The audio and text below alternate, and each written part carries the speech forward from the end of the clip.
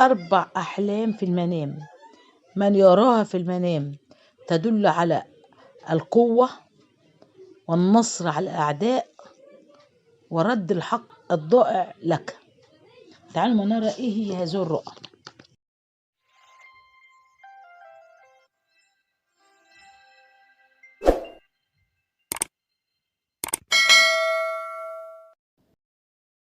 بسم الله الرحمن الرحيم، الحمد لله والصلاة والسلام على سيدنا محمد عليه أفضل الصلاة والسلام. في هذا الفيديو هنتحدث عن بعض الرؤى التي إذا رآها الإنسان فهي بشرى له بالقوة وبالنصر على العدو وبالفرج وفك الكرب، يعني بتبقى من الرؤى المبشرة لكل من يراها وبتدل على الأمان للإنسان.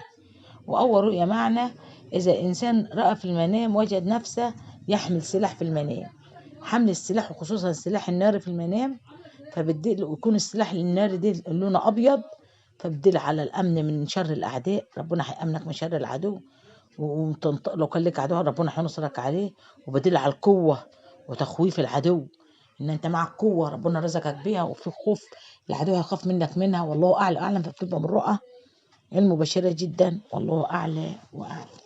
الرؤية التانية يا حبايب قلبي، اذا الانسان رأى في المنام، وبتبقى من الرؤى المبشرة جدا اذا الانسان وجد في المنام مجموعة من الثعابين تظهر وتختفي، فدي بتدل على قوة، عندها قوة، فالتعابين بتدل على الأعداء، كل ما تشوفها بتخاف منها فبتهربها، فهي خوفها منها، فبتبقى بشرى ليه؟ لأن هم مش قادرين إيه يعني يقربوا ليه ولا يحاولوا يتقربوا ليه من الخوف منه، فدي بتدل على إيه؟ على الأمن ليه، فبتبقى رؤية جميلة، والله أعلى وأعلم، بتدلك على النصر على العدو.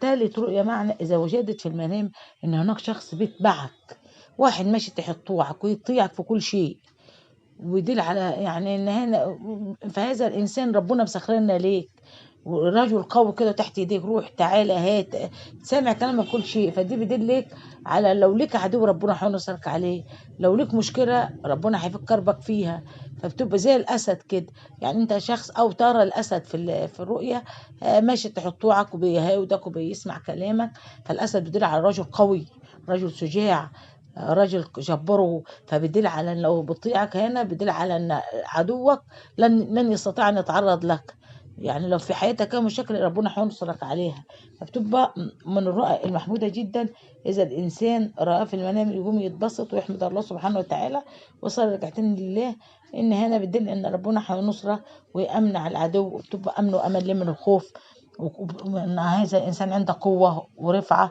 والله أعلم، وهينصر على كل من ظلمه وعلى أي عدو ليه، والله أعلى وأعلم. فبتبقى من رؤية جميلة جدا. أو وجدت في المنام بيت العدو اللي انت تعبنك ومسبب لك اذى في حياتك، لقيت النار بتشتعل فيه، فدي بدل على ان هنا ربنا هيخلصك منه، فالنار فتنة ومشاكل في بيت العدو، فبدل على خطر وخيانة حصلت ليه، فهنا ربنا هينجيك وهو هيخلصك من هذا العدو، والله أعلى وأعلم. فبتبقى الرؤية هنا إيه؟ لها معاني تختلف حسب حال الإنسان، والله أعلى وأعلم. فبتبقى من الرؤى اللي بتدل على الخير لك انت، والله اعلى واعلم. او اذا وجدت في المنام العدو اللي انت او انسان اللي انت بتخاف منه ومسبب لك اذى في حياتك، او الواحده اللي انت خايفه منها جايه في حاله سيئه جدا، مش قادره، تعبانه خالص ومريضه في المنام، فبعدها ان ربنا خلصك منها، وان ربنا هينصرك من هذا العدو، وان امورك هتتبدل من حال لحال افضل الفتره القادمه، وحب انت عينتك القوه وهو في خلاص لك منها، والله اعلى واعلم. رؤيه العدو مريض دي تبقى هنا يعني ربنا ايه بيدي ان انت على قوه، وان هو ربنا ايه سخر كل اعدائك تحت ايديك، فهنا لو انت روحت كمان ووسيت معناها ان انت عادت القوه في ايدك، والله اعلى واعلم. بكتفي بهذا القدر، وبتمنى اذا عجبكم الفيديو ان تعملوا لايك واشتراك في القناه عشان كل شيء جديد يوصلكم. السلام عليكم ورحمه الله وبركاته.